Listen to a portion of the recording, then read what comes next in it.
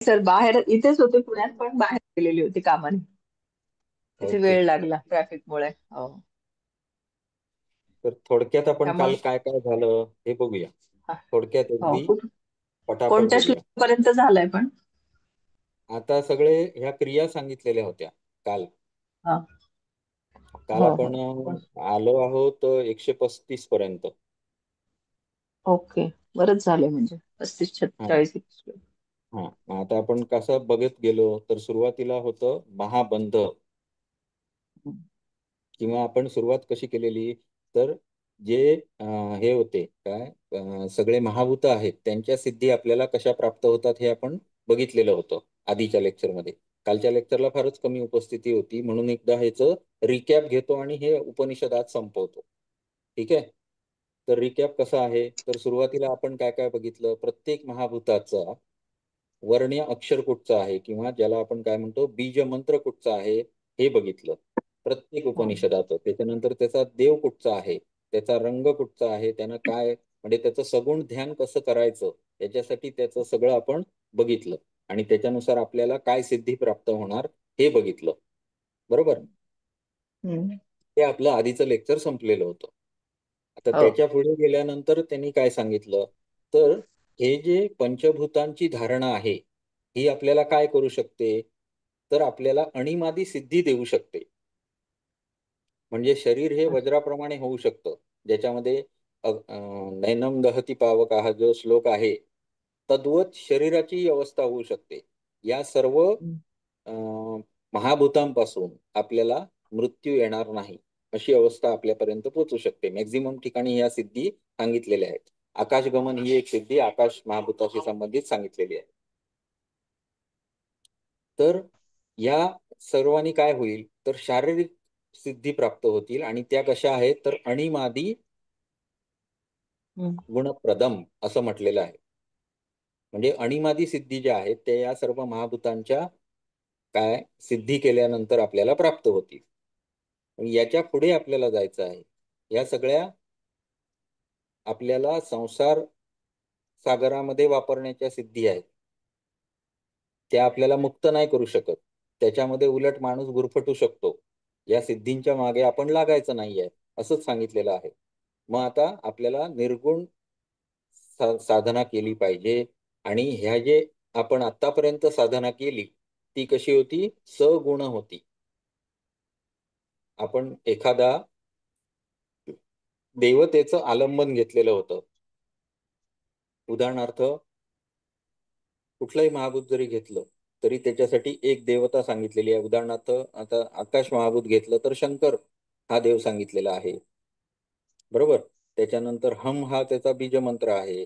असं मग त्या शंकराचं वर्णन केलेलं आहे. त्याला चंद्रकला आहे, त्याला 5 मुख आहेत वगैरे वगैरे. हे जे वर्णन केलेलं आहे हे सगुण वर्णन झालं. म्हणजे शंकर हा कसा आहे त्याचं वर्णनासहित आलंबन घ्यायचं आहे. आलंबन जे घेणार ते.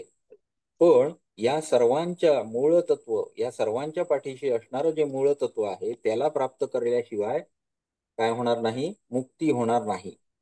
आणि ती जर प्राप्त करायची असेल तर आपल्याला काय करावं लागेल, तर निर्गुणाचं ध्यान करावं लागेल. आणि निर्गुणाच्या ध्यानाने काय होईल, तर समाधी प्राप्ती होईल. आणि समाधी प्राप्त करणे हाच आपला अंतिम उद्देश आहे. समाधी प्राप्त केल्याशिवाय मुक्ती शक्य नाही. तर हा जे समाधीपर्यंत जाण्यासाठी आपल्याला काय करायला लागेल, निर्गुण ध्यान करायला लागेल. इथपर्यंत ह्या ज्या आपण आलंबन घेत घेत सिद्धी निर्माण केल्या त्याचं पर्यवसान निर्गुण ब्रह्मामध्ये कसं करायचं हे झालं सांगून. आता त्याच्यानंतर जो सिद्ध योगी झाला, किंवा ज्या योग्याला या सगळ्या सिद्धी प्राप्त झालेल्या आहेत असा जो योगी आहे, तो निर्गुणाचं ध्यान करून ब्रह्माशी सुद्धा एकरूप होऊ शकतो. आणि तो जर तसा झाला, त्याला ब्रह्म साक्षात्कार जर झाला, तर त्याच्यामध्ये काय बदल होतील, त्याच्या शरीरामध्ये काय बदल होतील, त्याच्या वागण्यामध्ये काय बदल होतील, किंवा एकंदरीत त्याच्या आध्यात्मिक बदल काय होतील, हे सर्व आता पुढच्या श्लोकामध्ये त्यांनी वर्णन करून सांगितलं. उदाहरणार्थ काय होईल, तर तो इच्छा मृत्यूचं वरदान त्याला मिळेल. त्याला जर वाटलं की मला या संसार रूपी सागरात राहून काही गोष्टी करायच्या आहेत, तर तो थांबेल. आणि जर त्याला वाटलं की नाही, मला मुक्तच व्हायचं आहे, तर तो स्वतःच्या इच्छेनं शरीर सोडू शकेल. आता इथे मी उदाहरण काय दिलेलं तर ज्ञानेश्वरांचं. त्यांनी 14व्या वर्षी हे लिहिलं असं म्हणतात. काय ज्ञानेश्वरी सारखा मोठा ग्रंथ लिहिला म्हणजेच त्यांनी आपल्या क्षमता किती विकसित केल्या असतील त्या वयामध्ये याचा विचार करा. आपल्याला 14व्या वर्षी अशी परिस्थिती होती की एखादी बाजारातून वस्तू आणायची झाली तर किलो आणि लिटर मधला फरक कळत नव्हता. खरं आहे की नाही? हो ना. तर तर त्यावेळी त्या माणसाने आपली बुद्धिमत्ता एवढी विकसित केलेली होती की त्यांनी ज्ञानेश्वरी सारखा ग्रंथ लिहू शकले. म्हणजे स्वतःच्या शरीरावर पूर्ण कमांड मिळवू शकलेली होती. तर ही जी प्रक्रिया आहे, ही करण्याची प्रक्रिया कशी असणार आहे, हे सगळं आपल्याला हठयोग शिकवतो. हम्म. आणि ही सगळी प्रक्रिया झाल्यानंतर शरीर पूर्ण क्षमतेला विकसित करून झाल्यानंतर काय करायचं आहे, तर हे सगळं सोडून द्यायचं आहे. जसं आपण अमृत नादोपनिषदामध्ये बघितलेलं होतं. काय बघितलं होतं सुरुवातीलाच? त्यांनी काय सांगितलं होतं की रथ रथाचं उदाहरण दिलेलं होतं.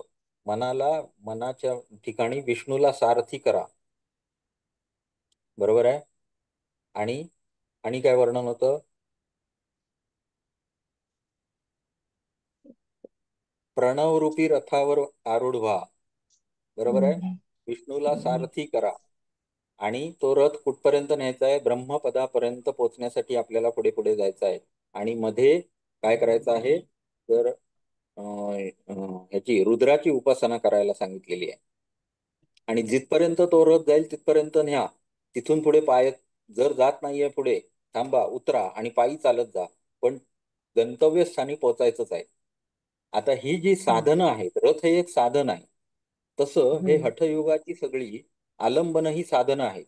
ती साधनं पाठी ठेवल्याशिवाय निर्गुण ब्रह्माचा आपल्याला काय होऊ शकत नाही, दर्शन होऊ शकत नाही किंवा निर्गुण ब्रह्माला जाणून घेता येणार नाही. त्यामुळं हे जे सगुण गोष्टी आहेत यांना पाठी ठेवा.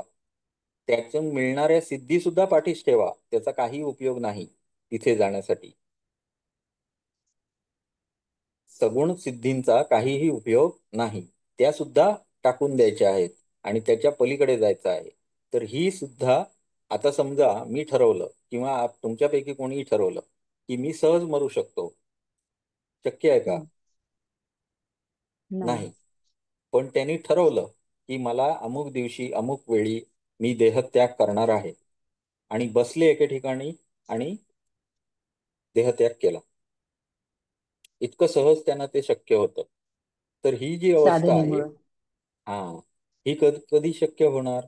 तर शरीरापेक्षा मोठं काहीतरी आहे हे जाणून घेतल्याशिवाय नाही. हम्म. बरोबर? मग हे जाणून हो. घेतलेली जी अवस्था असते त्या अवस्थेमध्ये योगी हा पूर्णतः स्वतःच्या सर्व गोष्टींचा स्वामी होतो. आणि हम्म. जो द्रष्टा म्हटलेला आहे किंवा चेतन तत्व म्हटलेलं आहे त्याद्वारे सर्व शरीराला वापरून घेतलं जातं. आता आपण आपल्या हम्म. बुद्धीद्वारे वापर करतो आपल्या शरीराचा किंवा आपल्या सर्व गोष्टींचा. परंतु बुद्धीच्या पलीकडे बुद्धीलाही जाणणारं जे तत्व आहे त्या तत्वापर्यंत पोहोचणे म्हणजेच ब्रह्मसाक्षात्कार करणे. समजतंय रेडकर सर? राडकर सर? हो. हा. समजतंय. तर हा, तर स्वतःच स्वामी होणे म्हणजे काय? तर आत्मतत्वाद्वारे हे सगळं मशीन आहे ते चालवायचं आहे. नुसतं जाणून थांबायचं नाहीये. ओके. तर त्या हे परब्रह्मामध्ये स्वतःला सर्वसामान्य तुम्ही हे सर्वसामान्य लोकांना सहसा शक्यच नाही ना होत सर. योग साधनेमध्ये सुद्धा म्हणजे खूप उच्च कोटीची त्यांची साधना पाहिजे. अहं, प्रत्येकासाठी वेगवेगळी साधना असू शकते. तुमची हा. इच्छा काय आहे यावर सगळं अवलंबून आहे. संकल्प हा मनाचा असणारा अत्यंत मोठा हे आहे. काय? अं, शस्त्र आहे. ज्याच्या आधारे आपण काही गोष्टी हम्म. साध्य करू शकतो. नाही असं काहीही नाही आहे मनुष्यासाठी. परंतु तुम्ही जर विचार केलात तर आपले जेवढे संत झालेले आहेत, ज्ञानेश्वरांची हम्म. कथा काय आहे हो? ज्ञानेश्वरांची कथा अशी आहे की संन्यासाची मुलं म्हणून वाळीत टाकलेलं होतं. हो. मग त्यातूनही वर येऊन ते ब्रह्मपदापर्यंत पोचतात कसे? म्हणजेच त्यांनाही इच्छा ते शक्ती. शक्य होतं. बरोबर. त्याच्यानंतर तुकारामांची कथा काय आहे? साधा कुंभार माणूस. बरोबर आहे ना? हम्म. हो. ज्यांचा विचार केला तर शैक्षणिक दर्जा काय असेल, हम्म. परंतु जसं मी म्हणजे गीता शिकवतानाही सांगितलेलं होतं की आपलं योगाचा सांगोपांग जेव्हा तुम्ही विचार करणार ना, त्यावेळी तुम्हाला ह्या सगळ्या गोष्टी समजायला लागतील. आता कसं झालंय की हम्म. थोडं थोडं आपण बघतो. म्हणजे कसं, तर हत्तीचा पाय एखादा माणूस बघतो आणि म्हणतो हत्ती खांबासारखा आहे. ओके. त्यानंतर राडकर हो. सर पाठच्या बाजूने शेपूट बघतात हातात धरून, नाही नाही हत्तीला केसासारखा आहे आणि हम्म. पातळ आहे. अजून कोण? मग भोसीकर मॅडम सांगणार की कान बघणार, हत्ती सुपासारखा आहे. तर हे जेव्हा तुम्ही सगळं एकत्र बाजूनं बघणार ना, त्यावेळी मग ह्या हम्म. गोष्टींचा आपल्याला सांगोपांग विचार करता येतो. जसं आता मी आणि सर हम्म. चर्चा करत होतो, ती कदाचित तुम्ही हम्म. ऐकली असेल थोडीशी. तर त्यावेळी मग ह्या सगळ्याचा उलगडा व्हायला लागतो. तोपर्यंत होत नाही. जसं योगतत्व आपलं योग दर्शन मध्ये सांगितलेलं आहे की मनुष्य आपल्याबरोबर घेऊन काय येतो? जन्मतो जेव्हा, त्यावेळी जाती, आयु आणि भोग या 3 गोष्टी घेऊन येतो. हम्म. परंतु कर्म हा मात्र स्वतः घडवण्याचा विषय आहे. हम्म. आलं का लक्षात? आणि हो. जर तो तुम्ही ईश्वराच्या कृपेने साधलात, तर हम्म. तुम्ही पाहिजे ते पद प्राप्त करू शकता. कारण प्रत्येक मनुष्य हा योग मार्गावरच असतो. उदाहरणार्थ वाल्याचा हम्म. वाल्मिकी होऊ झालाच की नाही? जो घोर रोज लोक मारायचा असा व्यक्ती सुद्धा प्रचंड मोठा दिव्य ऋषी होऊ शकला. हम्म. तर हे जे पर्यवसान स्वतःच स्वतःमध्ये करून घेणं आहे, त्याला भगवद्गीतेमध्ये फारच सुंदर सांगितलं. तुम्ही त्या ह्याना नव्हतात मॅडम. हो. उद्धरेद आत्मनात्मानम असा श्लोक आहे. स्वतःचा उद्धार केला हम्म. पाहिजे प्रत्येकानं. उद्धरेद आत्मनात्मानम नात्मानम अवसादयेत. स्वतःला हम्म. खाली आणू नका. कशावर? तर योगारूढ झाल्यानंतर योगाची जी पायऱ्या आहेत, त्या पायऱ्या तुम्ही वरच चढत गेला पाहिजे. तुमच्यामध्ये ही स्वतःमध्ये हे बदल तुम्हाला करता आले पाहिजे. आणि त्यासाठी तुम्हाला काय करायला सांगितलंय? तर्क, हम्म. अभ्यास आणि वैराग्य या 2 गोष्टी ह्या ज्ञानयोगाच्या गोष्टी आहेत. त्यानंतर क्रियायोग ह्या ज्या आहेत त्या मध्यम साधकासाठी आहेत आणि अष्टांग योग जो आहे तो कनिष्ठ साधकांसाठी आहे. तर एवढं सगळं एकदम तुम्ही डोक्यात भरायला लागलात की मग त्याला हे ते डोक्याला तापच आहे असं सगळं लक्षात ठेवणं असं वाटायला लागतं.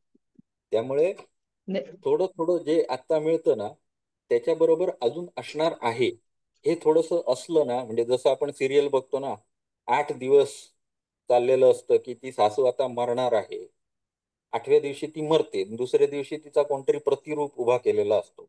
नाही ती मेलीच हम्म. नव्हती किंवा तिचा जुडवा बहीण कोणतरी पैदा होते. अशी ही सिरियल सगळ्या चालू राहतात. तर ते काय म्हणतात त्याला, एका पुढे एक आपल्या बाबतीत घडणारच आहे. हम्म. याला पण वैज्ञानिक म्हणण्यापेक्षा आध्यात्मिक कारण दिलेलं आहे इथे, की जर तुम्ही खरोखरच पूर्वजन्मी ज्या अभ्यास केला असेल, त्या अभ्यासाची या जन्मामध्ये तुम्हाला पुन्हा आठवण होणार आणि त्या पायरीवर तुम्ही परत आरूढ होणार आणि तिथून पुढे तुम्हाला न्यायचं आहे पुढे. हे आहेत भोग. जाती, आयु आणि भोग या तिन्ही गोष्टी मनुष्य घेऊन येतो वरून. मग ते जे भोग आहेत त्याच्यामध्ये हे आपल्यासाठी नेमूनच दिलेलं आहे की प्रत्येक मनुष्य ज्या योग मार्गाचा अवलंब केलेला आहे, ज्या पायरीपर्यंत चढलेला आहे, पुढच्या जन्मी त्याला तिथूनच परत सुरुवात करावी लागणार. आलं का लक्षात? ह्या जन्मी नाही, पुढच्या जन्मी हम्म. मिळणार एवढं नक्की. ज्यानं प्रयत्न केला त्याला मिळू शकतं. ओके. हम्म. त्यामुळे सामान्य माणसाला कठीण असं काही नाही. सगळी माणसं ईश्वराच्या दृष्टीने सेमच आहे. ज्यांनी कृपा लाभ घेतला त्यांच्यासाठी सहज आहे. ज्यांना नाही शक्य झालं त्यांनी प्रयत्न करायचे आहेत. तेही योग मार्गावरच आहे. कदाचित खालच्या पायरीवर असतील, म्हणून वरती पोहोचणार नाही हम्म. असं काही नाही. ठीक आहे.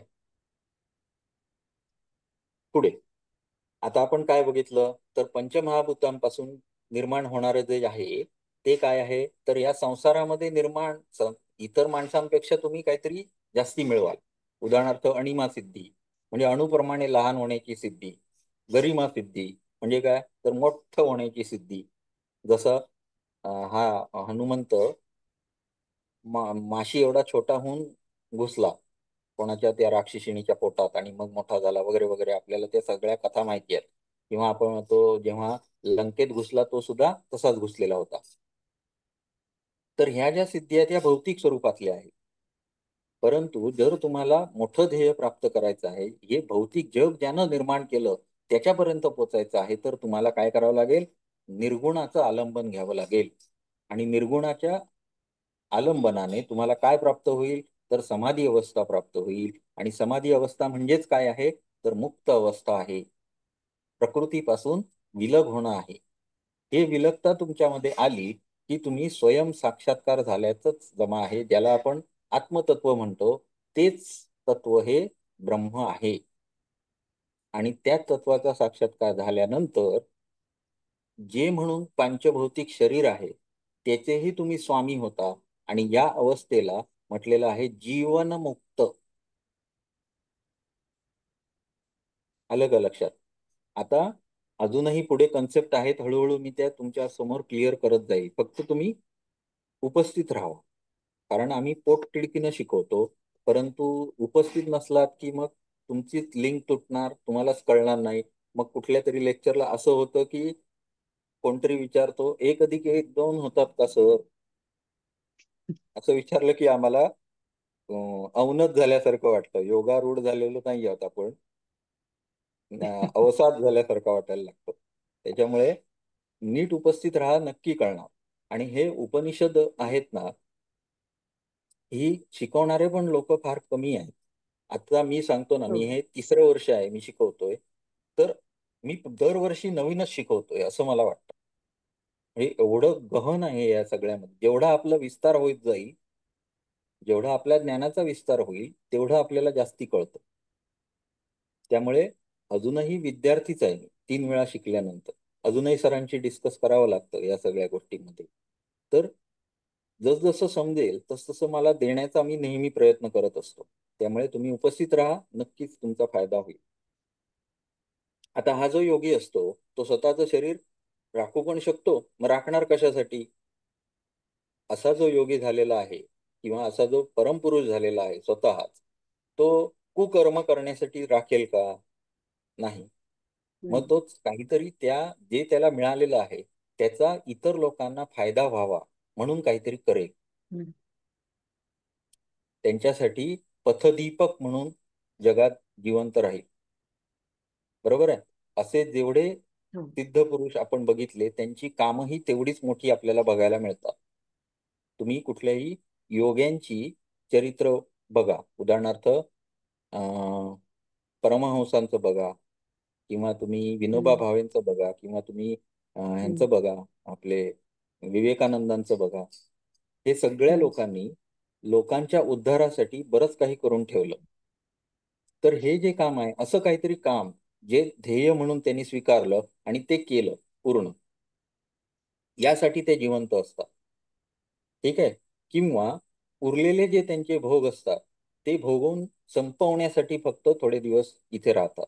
आणि जेव्हा वाटतं त्यांना संपलंय आपलं भोगून झालेलं आहे तेव्हा ते निघून जातात. तर ही अवस्था ते स्वतः ठरवू शकतात. ही हम्म. त्यांच्यामध्ये क्षमता येते. त्यानंतर काय होतं तर ते सर्व लोकांमध्ये विचरण करू शकतात. जसं मी सुरुवातीला अमृतनाद उपनिषद मध्ये सांगितलेलं की आपण ज्या लोकांमध्ये आहोत त्याच्यावरती 7 लोक आहेत आणि खाली 7 लोक आहेत. खालच्या लोकांना म्हणतात पाताळ आणि वरच्या लोकांना स्वर्ग आदी. ओके. वरचे जे लोक आहेत हम्म. त्यांचं आपण कसं वर्णन करतो भुः भुवः स्वाहा महः जनः आणि तपः. हे 7 वरचे झाले. आणि खालती काय आहे अतल वितल सुतल रसातल तलातल पाताल हे 7 खालचे आहेत. या कुठल्याही लोकांमध्ये तो ये जा करू शकतो. त्याला वाटलं तेव्हा तो स्वर्गात जाऊन बसू शकतो. त्याला वाटलं नाही परत पृथ्वीवर यायचा येतो, नाही खालच्याच लोकांमध्ये जाऊन येतो. त्याला हे मुभा आहे की तो इकडे तिकडे फिरू शकतो. कारण का, तर त्यानं प्रकृतीचं मर्म समजून घेतलेलं आहे. हे सर्व लोक कुठे आहेत? प्रकृतीची अवस्था आहे. प्रकृतीचेच घडवलेले हे सगळे आहेत. त्यांच्यामध्येच विचरण करायचं आहे. तो इकडून तिकडे, कारण त्याला आकाशगमन प्राप्त झालेलं आहे. परलोक किंवा परचित्तामध्ये सुद्धा तो जाऊ शकतो.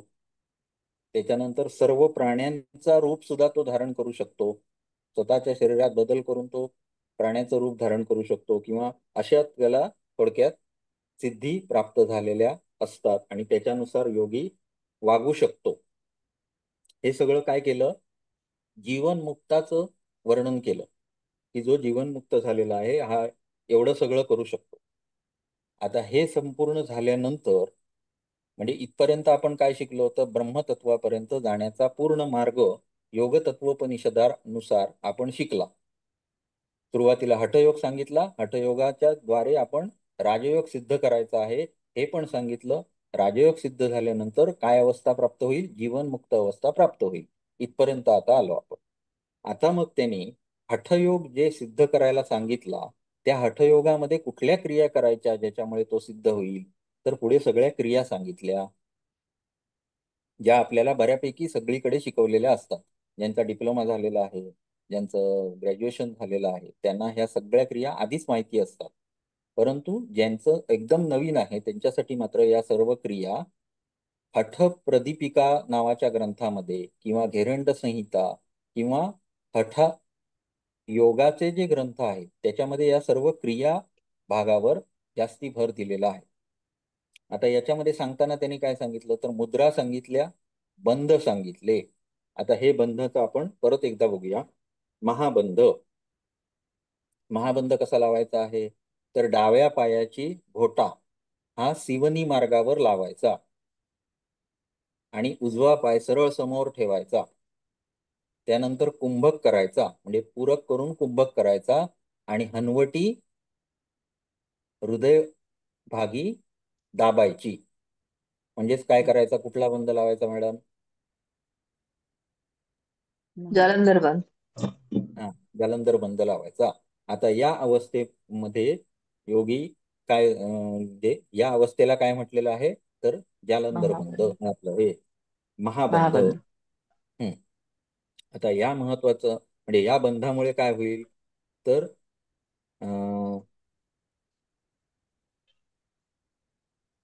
हा, आता पुढे हा जो बंध आहे तो दोन्ही बाजूंनी लावायला सांगितलाय. म्हणजे कसा? तर एकदा उजवा पाय आपण सरळ समोर ठेवला आणि डाव्या पायाच्या घोट्याला सिवनी भागावर ठेवलं. तसंच उजव्या पायाच्या घोट्याला परत सिवनीवर ठेवायचं, डावा पाय सरळ समोर करायचा आणि जालंधर बंध लावायचा. ही क्रिया दोन्ही बाजूनी करायला सांगितलेली आहे. याला म्हटलेलं आहे महाबंध. आता महावेद.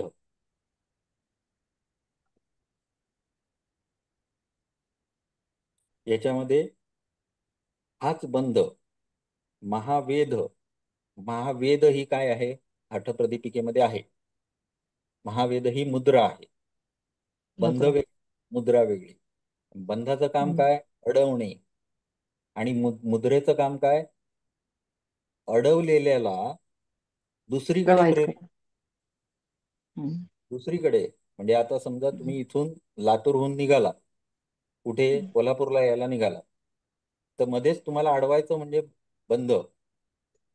आणि तुम्हाला यायचं नक्की कोल्हापूरलाच होतं, बरोबर? तुम्ही ठरवून निघालेला होतात की कोल्हापूरला जायचं आहे, पण नुसतं अडवायचं नाही, तर तुमचं मत परिवर्तन करून असे गेलात की मुंबईला पोहोचणार, अशी तुमची दिशा दर्शन करायचं की या मार्गाने मुंबईला जा. मग ते मुंबईला जातात. तर ही जी प्रक्रिया आहे, मग कोणाला अडवायचं? तर शरीरामध्ये असलेली चल गोष्ट एकच आहे. त्याला काय म्हटलं जातं? वायू किंवा प्राण.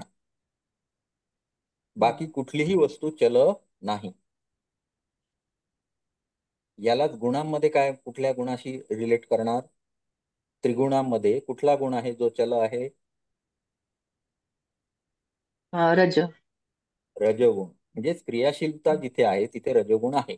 बरोबर. म्हणजेच हम्म. प्राणाशी संबंधित, वाताशी संबंधित सर्व गोष्टी या रजोगुणाशी संबंधित आहेत.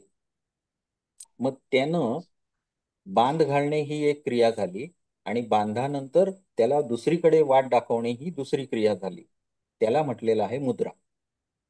ओके. आता पुढे बघू. महावेद. अशी ह्यावेळी काय करायचं आहे, तर महाबंध लगाकर योगी को पूरक करके जालंधर बंद लगाकर प्राणवायू को अंदर रोकना चाहिए. म्हणजेच जो प्राणवायू आतमध्ये गेल्यानंतर उदानाच्या स्वरूपात बाहेर पडतो त्याला तिथेच थांबवायचं आहे. त्याची दिशा अधोगती करायची आहे. ही क्रिया करणे म्हणजे काय, तर महावेद.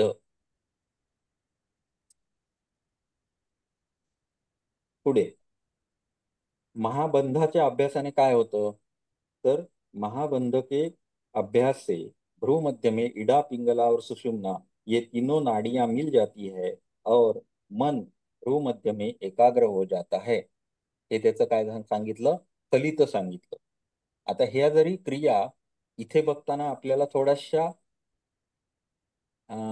काय म्हणतात संदिग्ध वाटतात, परंतु त्या संदिग्ध वाटतायत याचा विचार या परत लोकांनी केला आणि पुढे हठप्रदीपिकेसारखा 17व्या शतकातला ग्रंथ आहे याच्यामध्ये या सगळ्या क्रिया अगदी यथोचितपणे वर्णन करून सांगितलेल्या आहेत. म्हणजे याच्यामध्ये थोडी संदिग्धता वाटते ना, तर आपण हठप्रदीपिका ग्रंथ वाचून त्याच्यामधनं महावेद मुद्रा वाचू शकतो आणि त्याचा व्यवस्थित अभ्यास करू शकतो. ओके. म्हणून म्हटलं की जसजसं आपलं क्षितिज विस्तारत जाल तसतसं आपल्याला भरपूर नॉलेज मिळणार आहे. पण जेव्हा कधी खालचे ग्रंथ तुम्हाला संदिग्ध वाटतात तेव्हा मात्र त्याचा मूळ स्रोत हेच आहे, उपनिषदच आहे आणि उपनिषदामध्ये खंगाळल्याशिवाय काही विषय पूर्णत्वाला जाणार नाही. आलं लक्षात. चला पुढे. पुढची मुद्रा सांगितली खेचरी मुद्रा. आपल्या सगळ्यांना माहिती असलेली ही मुद्रा आहे. काय करायचं आहे, जिभेचं जे टोक आहे ते आतल्या बाजूला वळवायचं आणि नाकाच्या पाठच्या बाजूला डोक्याच्या खाली कपाल कुहरामध्ये स्थित करायचं. आता इथे काल मी एक मस्त संकल्पना समजावून सांगितलेली होती की हठयोगाने काय करायचं आहे, तर दोन बिंदूंना क्षरण होण्यापासून वाचवायचं आहे. दोन बिंदू कुठचे, तर एक ऊर्ध्व बिंदू आणि दुसरा अधो बिंदू. ऊर्ध्व बिंदू म्हणजे काय, तर जो अमृत बिंदू मूर्धस्थानातून क्षरित होतो किंवा खाली पडतो तो गळ्याद्वारे सरळ खाली जातो आणि पाचकाग्नीमध्ये जाऊन भस्मीभूत होतो. तो भस्मीभूत होण्यापासून वाचवायचा आहे. मग त्याला काय करायला लागेल, उभ्या अवस्थेमध्ये तो खालीच पडणार. मग त्याला थांबवण्यासाठी जीभ आतमध्ये घाला आणि त्याला अडवा. याला म्हटलेलं आहे खेचरी मुद्रा. आणि खेचरी मुद्रेमध्ये दुसरं काय सांगितलं, हे करायचंच आहे जिभेचं आणि त्याच्याबरोबर भ्रूमध्याच्या ठिकाणी डोळे म्हणजे दृष्टी एकाग्र करा असं पण इथे सांगितलेलं आहे. या सगळ्याला काय म्हटलेलं आहे, खेचरी मुद्रा. खेचरी मुद्रेचं महत्व हे हठयोगामध्ये अनन्यसाधारण आहे.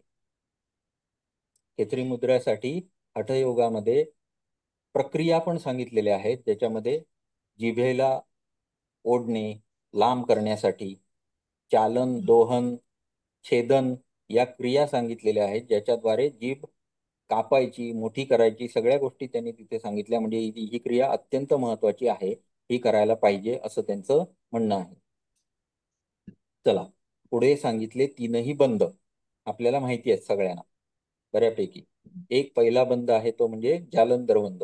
त्यामध्ये काय आहे, हनवटी या जी इथे मानेच्या खाली जी खोवणी आहे त्याच्यामध्ये स्थिर करायची खाली. आणि त्याच्या आधी काय करायचं, कंठम आकुष्य, कंठाचं आकुंचन करायचं आणि शिवनी जी आहे ती आपली हनवटी. जीवनी, हनवटी, जीवनी, हा ते हनवटी ती आपल्याला कंठकोपामध्ये लावायची आहे. ही क्रिया झाली जालंधर बंधाची. या बंधामुळे काय होईल, तर अडवणूक होईल. कशाची अडवणूक होईल, तर प्राण जो आतमध्ये गेलाय त्याला परत बाहेर येता येणार नाही, त्याला खालीच ठेवावं लागेल. बरोबर आहे. आणि जर तुम्ही महावेध केलं तर काय होईल, तर महावेधामुळे या दोन्ही एकत्रित होतील आणि प्राणाला गती खालीच करावी लागेल. ओके, मग खाली का करायची ते पुढे येणार. आता पुढे ऐका, दुसरा बंध कुठला आहे, तर उड्डीयान बंध. बऱ्याच वेळेला हा प्रश्न आलेला आहे, मृत्यू मातंग केसरी कोणाला म्हटलेला आहे, असा प्रश्न विचारतात. तर योग तत्वोपनिषदामध्ये हा शब्द आहे. 118व्या श्लोकानंतर काय आहे, बंधो जालंधराख्योयम मृत्यू मातंग केसरी, मृत्यूवर मात करणारा आहे. तर हा शब्द येतो. त्याच्यानंतर उड्डीयान बंध, बंधो सुषुम्नायाम, हा ते काय वाचण्याची गरज नाही. आपल्याला काय करायचं आहे, तर पोटाला म्हणजेच नाभीला हे मणक्याच्या दिशेने आकृष्ट करायचं आहे. ज्यामुळे काय होईल, तर जो आपण प्राण खाली सरकवलेला आहे तो पाठच्या बाजूला सुषुम्नेमध्ये प्रेरित होईल. इडा पिंगला आणि त्याच्यामध्ये असणारी सुषुम्ना, त्यामध्ये तो प्रेरित होईल. याच्यासाठी प्रयत्न करण्यासाठी म्हणून उड्डीयान बंध सांगितलेला आहे. आता तिसरा आहे मूलबंध. मूलबंध म्हणजे काय, तर गुदाचं आकुंचन करून धरणे, जेणेकरून अपान वायू जो नैसर्गिकरित्या अधोगामी आहे, खालच्या बाजूला जाणे हे त्याची प्रवृत्ती आहे, ती प्रवृत्ती थांबवता येईल, म्हणजे मूलबंध. आता सुरुवातीला आपण काय केलं, तर प्राणाला थांबवलं, खालच्या दिशेने ढकललं. आता आपण अपानालाही थांबवलं, म्हणजे तोही वरच्या दिशेने झाला. म्हणजेच त्या दोघांनाही एकत्र करण्यासाठी प्रयत्न केले. प्राण आणि अपान या दोन्ही गोष्टींना जर आपण एकत्र करू शकलो तर निश्चितच आपण प्राणाचा आयाम केला, म्हणजे थांबवलं, त्यांना एकत्र केलं. याला पूर्ण प्राणायामाची जी प्राणायाम. स्थिती आहे ती कशा पद्धतीत प्राप्त होते हे सांगतोय. आता पुढे काय केलं, तर उड्डीयान पण लावला. म्हणजे काय केलं, तर त्यानं पोटात जिथे एकत्र केलंय आपण त्याला, तिथेही तू राहू नको, मग कुठे जा, एकच त्याला जागा राहते आणि ती म्हणजे सुषुम्नेचं तोंड, ज्याच्यावर कुंडलिनी शक्ती आहे, जी सापाच्या विळखा घालून बसलेली आहे वगैरे उदाहरणं आपल्याला कुठे मिळणार आहेत, अठप्रदीपिकेमध्ये. मग त्याच्याबरोबर अग्नीला मिसळल्यामुळे जसा साप अग्नीच्या भयानं पळून जातो किंवा तडफडतो, तशा पद्धतीनं ती जागृत होते आणि सुषुम्नेमध्ये प्रविष्ट होते. ही प्रक्रिया आपण बघितलेली आहे अठप्रदीपिकेमध्ये. आता ही जी कुंडलिनी आहे तिला इथे काही वर्णन केलेलं नाही. इथे काय वर्णन केलंय, तर तुम्ही या प्राण आणि अपानासहित तुमच्या मनाला सुद्धा सुषुम्नेमध्ये प्रवाहित करा, म्हणजेच मनोलय किंवा चित्तलय करा. म्हणजेच आपल्या समोर असणारं प्रत्येक विश्व हे नष्ट होतं, जे मनाशी संबंधित आहे. कारण आपले विषय हे आपलं ज्ञानेंद्रिय ग्रहण करतं. ज्ञानेंद्रियानं मनाला सांगितलं की मन ते परत आतमध्ये नेतं, बुद्धीमध्ये त्याची ग्राह्याग्राह्यता होते आणि जे आत्म्याच्या समोर ठेवलं जातं त्याला फक्त आत्मा बघतो, त्याच्यावर कुठली प्रतिक्रिया देत नाही. प्रतिक्रिया देणारा कोण, अहंकार आणि बुद्धी. अलग लक्षात. ही सगळी प्रक्रिया जी आहे ती मनाच्या लेवलला आणून थांबवली, कारण मन तिथे नाहीच. या सगळ्या दुव्यामध्ये मन अस्तित्वातच नाही, मनोलयच केला म्हटल्यानंतर त्यांच्यासाठी संसार हा काही उरत नाही, ही त्यांची अवस्था येते. आता हे झालं तिन्ही बंधांचं महत्व. ओके, जालंधर बंध, उड्डीयान बंध आणि मूलबंध हे तिन्ही बंध आपण बघितले. आता विपरीत करणी मुद्रा ही सांगितली. आता मगाशी जो मी मुद्दा सांगितलेला की दोन बिंदूंचं क्षरण होण्यापासून वाचवणे, पहिलं क्षरण कशाचं आहे, ऊर्ध्व बिंदूचं. आता ऊर्ध्व बिंदूच्या क्षरणासाठी मी दोन उपाय सांगितलेले, एक म्हणजे खेचरी मुद्रा आणि आता इथे त्यांनी दुसरा उपाय सांगितला तो म्हणजे विपरीत करणी मुद्रा. म्हणजे काय, तर झोपायचं आडवं, आडवं झोपल्यानंतर पाय वर उचलायचे, त्याच्यानंतर कमरेला हातानं सपोर्ट द्यायचा, आणखी पाय वर उचलायचे, म्हणजे काय होईल तर हनवटी इथे लागेल. बरोबर.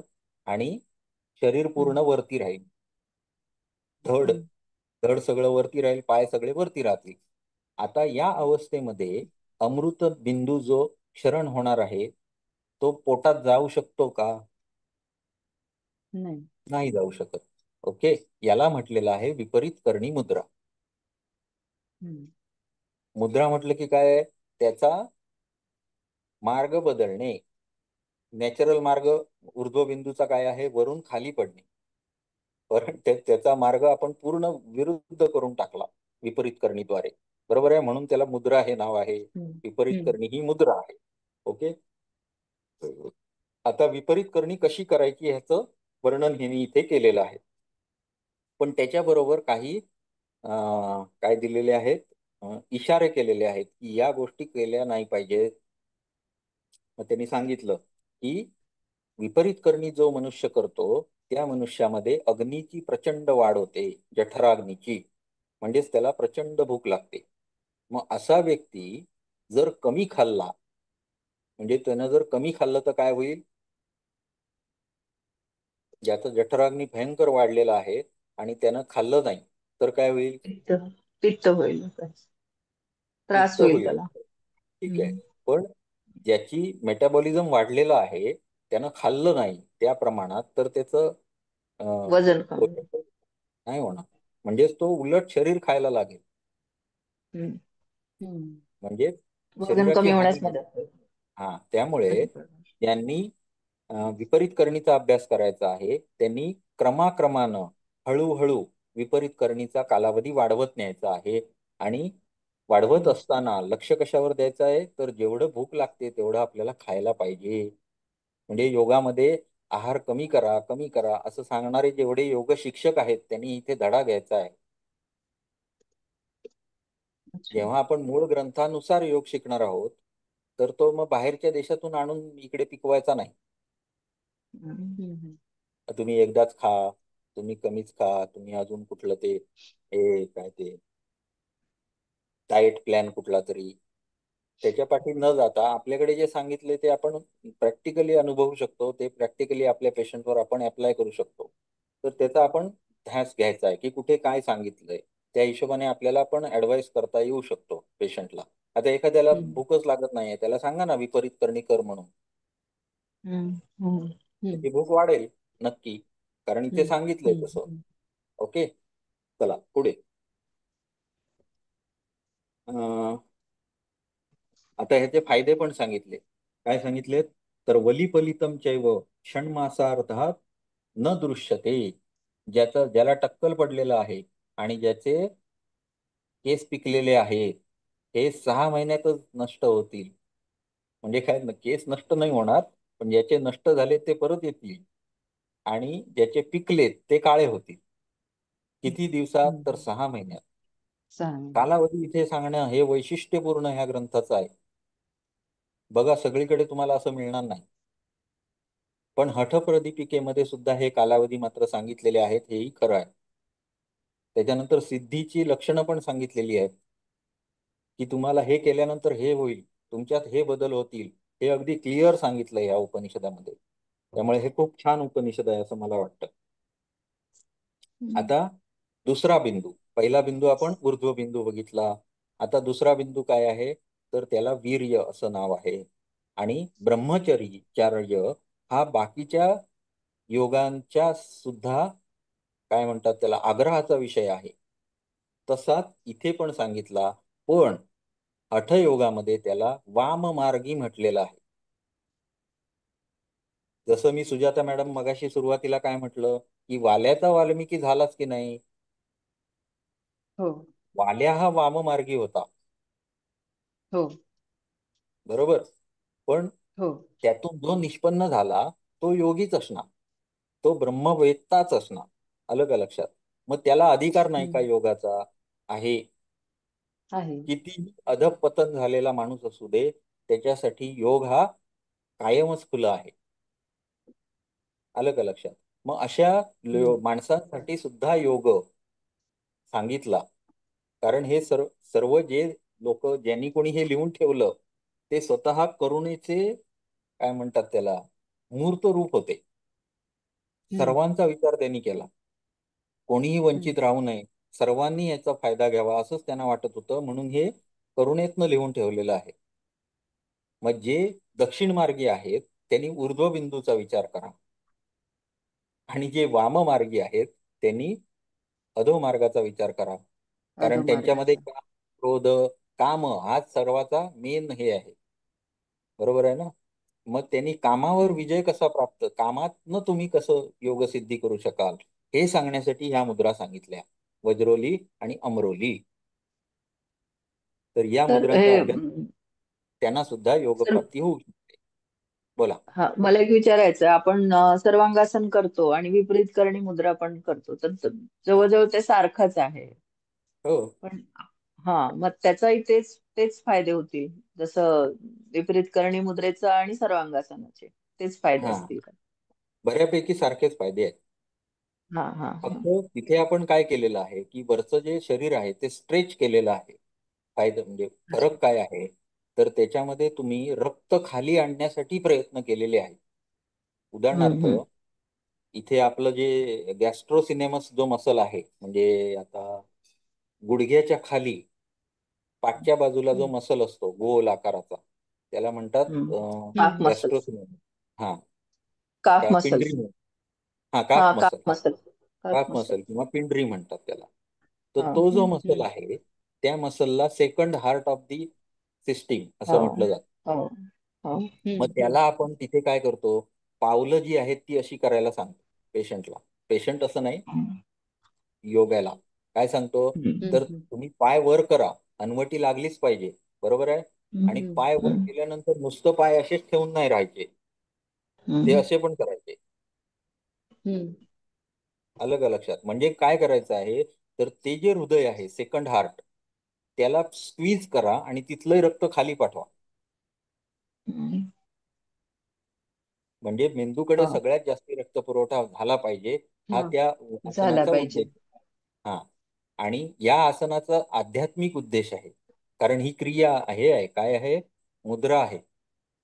हम्म. यामध्ये यामध्ये आपल्याला हम्म. काय उद्देश साध्य करायचा आहे, तर ऊर्ध्व बिंदूचं क्षरण थांबवायचं आहे. ठीक आहे. तर हे साध्य करण्याच्या म्हणजे आपण जेव्हा तुम्हाला आता म्हणजे सांगण्याची गोष्ट कशी असते, संकल्प नावाची एक वेगळी शक्ती आहे जी मनुष्याला मनाच्या योगाने परमेश्वरानं दिलेली आहे. त्याचा वापर तुम्ही कसा करता यावर सगळं अवलंबून आहे. म्हणजे जर समजा एखाद्या मनुष्याला चाकू दिला तर तो हम्म. त्यानं व्यवस्थित कापून कापून एखाद्या मखर वगैरे असं गोष्ट तयार करेल की जी सुबक आकर्षक असेल, आणि तोच एखादा मनुष्य घेईल आणि काय करेल, भोगसून कोणाचा तरी खून पण करू शकेल. हम्म. आता याच्यासाठी मनाचा संकल्प काय आहे यावर ती क्रिया अवलंबून आहे. हे महत्वाचं. हम्म. आलं का लक्षात? आध्यात्मिक गोष्टी ह्या इथे फरक पडतो. म्हणजे वैज्ञानिक दृष्ट्या प्रत्येक गोष्टी समजावणं का शक्य नसतं, तर त्याला आध्यात्मिक बाजू ही अशी असते हे समजावायला आपल्याला वेळ लागेल बराच. कारण प्रत्येक गोष्ट आपण विज्ञानानं समजून घेण्याची सवय लावली आजपर्यंत आपल्याला, त्यामुळे आपल्याला हे सगळे मिथ वाटतात. हे सगळं सांगितलेलं खरंच शक्य आहे का, उगाच आपलं काहीतरी वाचायचं झालं एवढं आपलं हे असतं सुरुवातीला. परंतु श्रद्धा हा अध्यात्म प्रसाद हा असं पतंजलींनी सांगून ठेवलेलं आहे. श्रद्धा सगळ्यांना प्राप्त होत नाही. श्रद्धा हा होत नाही. आध्यात्मिकतेचा प्रसाद आहे, आणि त्या प्रसाद रूपी जेव्हा तुम्हाला श्रद्धा प्राप्त होईल तेव्हा हे म्हणजे काय हे कळणार. आता ती प्राप्त होण्यासाठी, प्रसाद तो मिळण्यासाठी अध्यात्माकडे गेलं तरी पाहिजे. व्यासांनी लिहून ठेवलंय, पतंजलीच्या व्यासभाष्यामध्ये आहे हे. या श्रद्धेपर्यंत पोहोचण्यासाठी तुम्हाला त्याचं जाणून घेणं आवश्यक आहे. आता आपल्याला बरेच वेळा शिकवलं की अकबर हा महान बादशाह होता. झाली आपली लहानपणी श्रद्धावान होतो आपण, शिकलो ना आपण, हम्म. होता की नाही. औरंगजेब एक नंबर बादशाह, आपल्याला शिकवलं, आपण श्रद्धावान, आपण ते घेतलं. पण हे घ्यायला आता आपली तयारी नाहीये, कारण आपल्याला हे प्रूफ पाहिजे. असं केलं तर असं होईल का? ही शंका आपल्याकडे आहे. पण हे लोक आप्त आहेत. यांनी सगळ्या जगाच्या कल्याणासाठी लिहून ठेवलंय. त्यांनी कोणालाच सोडलं नाही. त्यांनी वाल्याला सुद्धा काय करायचं ते सांगून ठेवलं. अत्यंत कामाने अंध झालेल्या माणसासाठी सुद्धा योग सुलभ करून ठेवला. एवढे लोक आपले आहेत. मग त्यांचं अनुसरण करणं आपल्याला श्रद्धेने आवश्यक आहे. आणि हे श्रद्धेचं महत्व पतंजली योगसूत्रामध्ये पुढच्या वर्षी येणार. हम्म. ठीक आहे. चला पुढे. आता ही वज्रोली आणि अमरोली ह्या सर ज्या दोन. सर हा, सर मला हे म्हणायचं होतं, जो आपला ऊर्ध्व बिंदू मधून जो अमृत पाझरतो, तो हा कधी कधी तयार होतो, कसा म्हणजे त्याचं तयार होणं वैज्ञानिक हे महत्वाचं आहे. का? हा? आता हे नाही जो मुद्दा आहे ना. नाही, ते आहे, मी मान्य करते ही गोष्ट, पण ते कधी तयार होतं, असं त्याचं काय हे आहे की आपण योगा करतो, योग करतो तेव्हाच होतं, मग तेव्हा ते नाही क्षरण होऊ नये म्हणून असं. नाही नाही नाही नाही. हा कायमच हा. चरण होत आहे. कंटिन्युअस. अच्छा, सतत चालूच असतं. अच्छा. मग ते शरण होण्याचं थांबवण्यासाठी तुम्हाला जेव्हा ज्ञान मार्ग प्राप्त होणार, जेव्हा तुम्ही तर्क हम्म. केलात म्हणजे तुम्ही अभ्यास केलात, हम्म. तेव्हा तुम्हाला हम्म. समजणार की ते थांबवायचं आहे. तोपर्यंत तुम्हाला हे अच्छा. माहितीच नाहीये. कारण का तर तुम्ही ते ह्याच्यातच आहात, संसार रूपी जगामध्येच स्वतःला व्यस्त ठेवलेलं आहे. जेव्हा तुम्हाला हम्म. अध्यात्माची ओढ लागणार त्यावेळी ते बिंदू थांबवायचा, ही गोष्ट तुम्हाला कळेल. तिथून तुम्ही तो अच्छा. थांबवायचा प्रयत्न करायचा. अच्छा. आणि हे पण आता म्हणायचो आपण, पहिल्याचे जे नारद मुनी आहे, कोणते ऋषी मुनी उडायचे दाखवतात आपल्याला, तर ह्याच योग मार्गानेच त्यांनी ते सगळं प्राप्त केलेलं असेल. म्हणजे असं सिद्धी होतं प्राप्त होता. हा, हा असं आपल्याला आधी हो, त्या वाटतंय की दिवशी आपल्याला रामकृष्ण शक्य आहे का? हा. परमहंसांचं सुद्धा उदाहरण दिलं होतं ना सरांनी हा. त्यासाठीच. हो हो. हो ना. हम्म. आपण आज संपवणार होतो. आज रिकॅप मध्येच पूर्ण वेळ गेला. 8 वाजून 3 मिनिट झाली. हम्म. आणि डाळिंबे सर पण आले आहेत, त्याच्यामुळे आपण आता थांबवूया. तर वज्रोली आणि अमरोली या दोन मुद्रा सुद्धा त्यांनी सांगितल्या. आता वज्रोलीमध्ये काय सांगितलंय तर मूत्रेंद्रियानं क्रमाने पातळ जाड पदार्थ, त्याच्यामध्ये पाणी, त्यानंतर दूध, त्यानंतर तूप आणि त्यानंतर मध हे आतमध्ये ओढायला सांगितलं. म्हणजेच काय तर मूलबंध जसा सांगितला तशी ही क्रिया सांगितली की ज्याच्याद्वारे जड जड पदार्थ हे अपान वायूचा हे एवढं वाढवायचं की ते अवशोषित करायचे आहेत आतमध्ये. ही क्रिया म्हणजे वज्रोली झाली. आणि अमरोली क्रियेमध्ये काय सांगितलं तर वीर्यपान करायला सांगितलं. वज्रोली मुद्रेबरोबरच वीर्यपान सुद्धा करायला सांगितलं. ही झाली अमरोली मुद्रा. आणि यानंतर हठयोगाच्या कारणच हठयोगाचं काय आहे. हठयोग का करायचा तर राजयोग प्राप्त करण्यासाठी. म्हणजेच काय अभ्यास वैराग्य. आता हे अभ्यास वैराग्य म्हणजे त्यातलं वैराग्य म्हणजे अभ्यास तर आपल्याला समजतो करायला पाहिजे. वैराग्य म्हणजे काय आणि का येतं वैराग्य तर जेव्हा मनुष्याला समजतं की मागच्या जन्मी एखाद्याची असणारी आई या जन्माची त्याची पत्नी होते आणि मागच्या या जन्मी असणारी पत्नी कदाचित पुढच्या जन्मी माझी आई असू शकेल. तर हे सर्व काय आहे मीथ आहे. म्हणजे माझ्या हातात काहीच नाही. मग मला हे जे काय बांधून ठेवलेलं आहे या निसर्ग चक्रामध्ये या संसार चक्रामध्ये त्यातून कधीतरी मला सुटलं पाहिजे. ही जाणीव ज्याला होते त्याला म्हणायचं वैरागी. तो या संसार चक्रापासून हम्म. काय होतो उबगतो. मुक्त. त्याला कंटाळा येतो या सगळ्याचा. त्याला म्हटलेलं आहे वैराग्य. आणि हे वैराग्य ज्याला प्राप्त होतं तो काय होतो राजयोगाकडे प्रवृत्त होतो. ठीक आहे. उद्या आपण उरलेला भाग बघूया. हरिओम सर्वांना. हरिओम. अं, डाळिंबे सर मी तुम्हाला होस्ट करतो. हो हो ठीक आहे. रेकॉर्डिंग स्टॉप करा अगोदर सर. रेकॉर्डिंग स्टॉप करा सर. रेकॉर्डिंग कुठून स्टॉप होणार सर. खाली येतं ना. माझ्या इथे रेकॉर्ड नावाचंच बटन येतंय सर. आहे शेअरच्या बाजूला आहे रेकॉर्ड. हा तर नुसतं रेकॉर्ड म्हणून येते सर, स्टॉप म्हणून येत नाहीये. त्याच्यावर करा ना. त्याच्यावर दाबा, येते. आता आलं. हा हा हा, स्टॉप रेकॉर्ड. पॉज आणि स्टॉप आहे त्या